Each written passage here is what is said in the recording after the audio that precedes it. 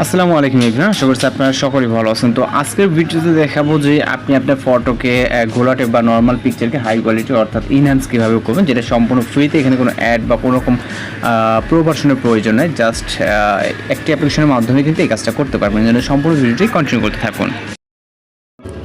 Welcome back. তো এই সকল ধরনের ফটোগুলো ইনহ্যান্স করার জন্য আমাদের কোনো রকম অ্যাড বা কোনো রকম কিন্তু পেইড ভার্সন বলেন, এরকম কোনো ঝামেলার প্রয়োজন নেই। জাস্ট আমরা প্লে স্টোরে চলে যাবো। ওকে, যাওয়ার পর এখান থেকে আমরা সার্চ অপশনে ক্লিক করব অ্যাপটিকে ডাউনলোড করার জন্য। এখান থেকে MEEAW।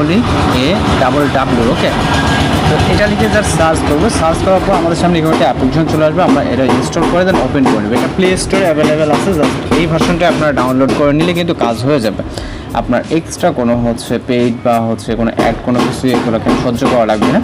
এখানে সর্বপ্রথম দেখতে পাচ্ছেন একটা অপশন আছে ইনহ্যান্স। ওকে, ইনহ্যান্সে ক্লিক করবেন এবং আমরা এখানে যে পিকচারটি অ্যাড করব মূলত এই পিকচারটি এখানে সিলেক্ট করে নেব। আমরা সাপোজ গুগল থেকে ডাউনলোড করা একটা পিকচার যদি আমরা এখানে সিলেক্ট করি, তাহলে কিন্তু এটা আমাদের এখানে আপলোডিং ফটো জাস্ট কয়েক সেকেন্ড, খুব বেশি সময় নেবে এরকমটা না।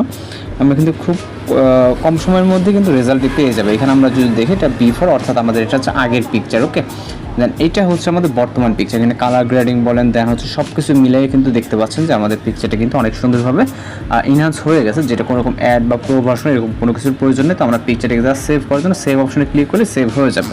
তো এরপর এখান থেকে আমরা ব্যাক করবো। এখানে আরও টুলস আছে, কালার রেস্টোরেশন এবং ফটো ব্রাইটার। ওকে, আমরা চাইলে যদি ফটোতে ব্রাইটনেস কম থাকে সেক্ষেত্রে আমি যে কোনো একটা ফটো সিলেক্ট করবো যেটাতে ব্রাইটনেস কিছুটা কম আছে আপনাদেরকে দেখানোর জন্য। ওকে, তো সাপোজ এই পিকচারগুলো যেহেতু এডিটিং পিকচার, আমি সাপোজ এই পিকচারটিকে নিচ্ছি। ওকে, এটা ব্রাইটনেস মোটামুটি অনেকটা কম দেখা যাচ্ছে।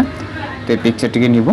নেওয়ার পর এখান থেকে আমরা যদি দেখি, এটা হচ্ছে পূর্বের পিকচার এবং এটা হচ্ছে বর্তমান। এখানে কিন্তু ফটোতে ব্রাইট হয়ে গেছে অনেক সুন্দরভাবে, যেটা হচ্ছে সম্পূর্ণ এর মাধ্যমে। এখানে কোনো লগো বা কোনো কিছুরই কিন্তু ঝামেলা নেই। তো আপনি যারা সেভ করতে পারেন। এখানে আরও কিছু টুলস আছে, আপনি এইগুলোকে ইউজ করে দেখতে পারেন।